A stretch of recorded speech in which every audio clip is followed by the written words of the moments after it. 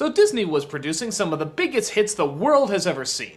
The Little Mermaid, a lot of people saw. Beauty and the Beast, most people saw. Aladdin, everybody saw. And The Lion King was the highest grossing animated film at that time. What could possibly go wrong for Disney? Yeah. Yes, Pocahontas seems to be that snowball that started the avalanche of downward spiraling Disney animated films. It wasn't a big critical disappointment or even that big a financial disappointment, but nobody praised it like they praised the other Disney films, especially the general public. Not just adults, but even kids found the whole idea of telling the story of the Indian princess to be, well, not that interesting. And the 2D Disney animated films would never quite hit the record-breaking numbers that they did with Lion King, Aladdin, and so forth after this came out. So, is it as bad as everybody made it out to be? Let's look at the good stuff. First of all, you gotta give Disney credit for trying something pretty different with this. I mean, for a company that mostly based its animated films on fairy tales and pop cultural references, this was a very different turn. Even the look of the film is different. The soft, smooth lines are not really as prominent, and look, even the eyes have really shrunken down. The characters don't look like the typical Barbie and Ken stereotypes that you get in most Disney films. But I think people kinda miss that. I think there's just something so jarring when your last human characters look like this and then suddenly they look like this. But hey, a more adult look is fine if there's a more adult story. And that is not at all what this is. I'm not even gonna try and talk about the history aspect of this, cause trust me, there's no point. They made most of it up. But that wouldn't matter as much if it was done well. But pretty much what we have is the typical greedy white guy comes to take over the native land.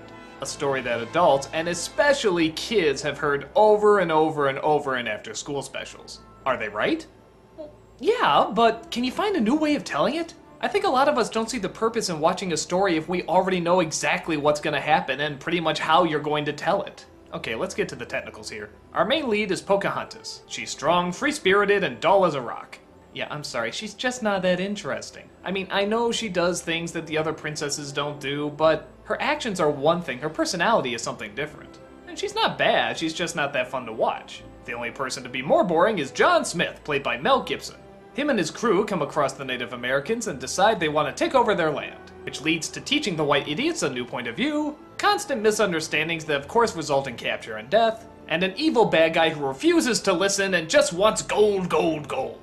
It's your classic Who's the Savage story, which like I said, wouldn't be bad if they could do something new with it. And for those thinking that this was one of the first films to try it, it's not. Like I said, this stuff was in countless after-school specials and TV shows and all sorts of things geared towards kids, so this was really nothing that unexpected.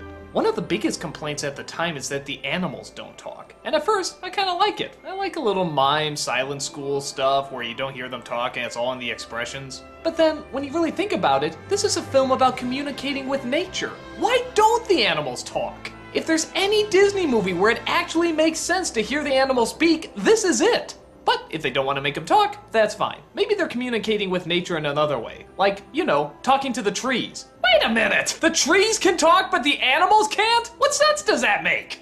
Yeah, I don't get it either, and it was a pretty silly choice. Now wait a minute, didn't I say I was going to talk about the good things in this movie? Because there are a few. Most of us know Colors of the Wind, and even though it's preachy, it's still a pretty decent song. I really like Savages, even though the lyrics at times are a little goofy. Another thing that's really cool about this movie is the colors. They look great. You sort of don't even see the lines, the colors just sort of take them over. Whoever did the artistic design really knew what they were doing. And once in a while you get some cute comic relief from the little animal friends, but aside from that, there's not much to talk about.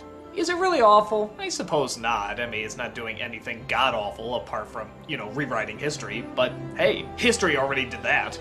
And it's Disney, you expect them to take horrifying stories and change them around to have a happy ending.